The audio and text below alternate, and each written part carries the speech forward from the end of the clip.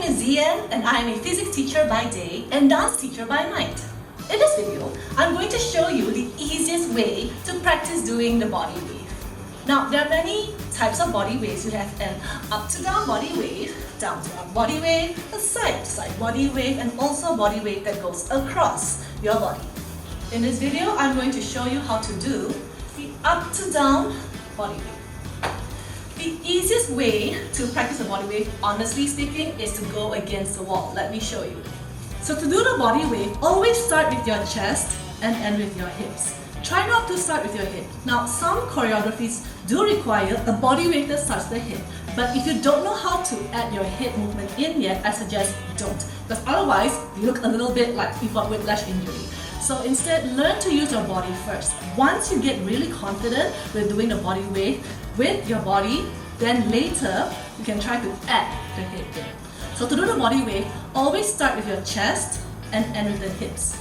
And you've got to try to connect that movement from chest all the way down to your hips. The easiest way is to go against the wall.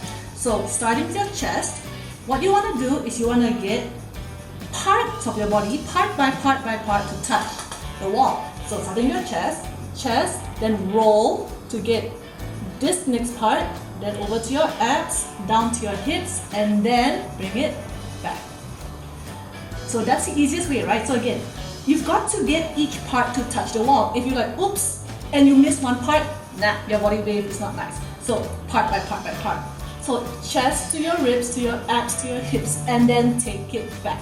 So all you do is, after you've got your hips forward, just shift your bum back.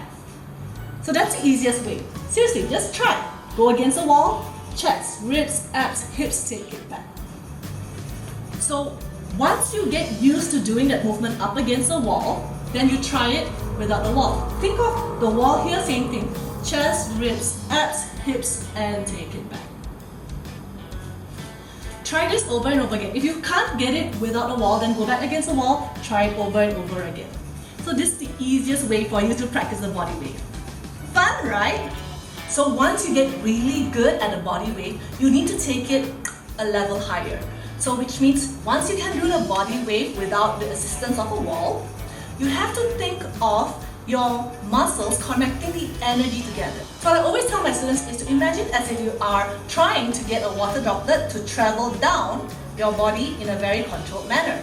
So at the top, you start the movement with your chest to initiate the movement of the water droplet, and then you're controlling the descent with the rest of your body. The idea here also is that you try to connect the energy. That means you have the energy initiated from your chest, and this energy needs to be taken down to your ribs, to your abs, to your hips, and then the energy pushes the hip back. Once you know how to control the energy, you can actually see the body really working the body wave.